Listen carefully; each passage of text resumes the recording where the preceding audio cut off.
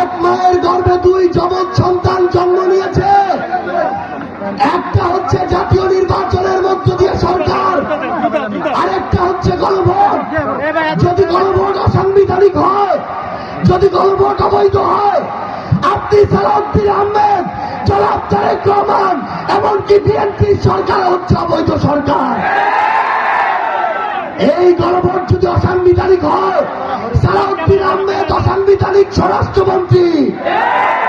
গণভোট যদি অবৈধ হয়, তারেক রহমান অবৈধ প্রধানমন্ত্রী। আমরা স্পষ্ট করে একটি কথা বলতে চাই, আগামীর বাংলাদেশে কাউকে ছেড়ে দেওয়ার রাজনীতি আর আমরা করব না।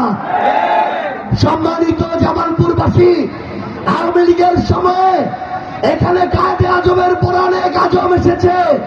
তারা যদি 10,000 কোটি টাকার কাজ এসেছিল, 5,000 কোটি টাকা লুটপাট করেছে। তারা নদী দখল করে তাদের নামে বিশ্ববিদ্যালয় করেছে। এই জায়গাগুলো দখল করে তাদের বাপদাদার সম্পত্তি তৈরি করেছে। এখন আমাদের সময় এসেছে সেই অভ্যুত্থান পরবর্তী বাংলাদেশে আর যেন নতুন কোন আজম তৈরি না হয়, আর যেন নতুন কোন চাঁদাবাজ তৈরি না হয়, আর যেন নতুন কোন সন্ত্রাস তৈরি না হয়। আমরা আপনাদেরকে কিছু স্পষ্ট কথা বলি, বিএনপি আমাদের সাথে অভ্যুত্থানে ছিল, তারা বিগত 17 বছর নিপীড়িত ছিল।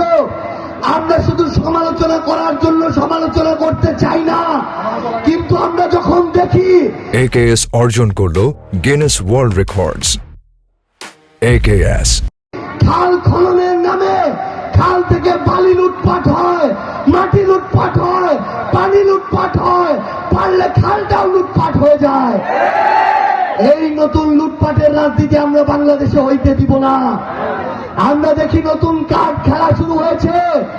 তারেক রহমান ফ্যামিলি কার্ড দেন, কৃষক কার্ড দেন, কার্ড দিতে দিতে এবার সর্বশেষ ইউনিভার্সাল কার্ড দেওয়ার কথা বলেছেন। আমরা তারেক রহমানের কাছে জানতে চাই, আপনার ওই কার্ডের মধ্যে চাঁদাবাজ কার্ড থাকবে কিনা সেটা জানতে চাই, দখলদার কার্ড থাকবে কিনা জানতে চাই, থানা দখলের কার্ড থাকবে কিনা জানতে চাই। যদি এই কার্ডগুলো ছাত্রদল, যুবদল, বিএনপির মাধ্যমে আগামীতে আমরা দেখি, মনে রাখবেন তারেক রহমান, বাংলাদেশের মানুষ আপনাকে লাল কার্ড দেখাবে।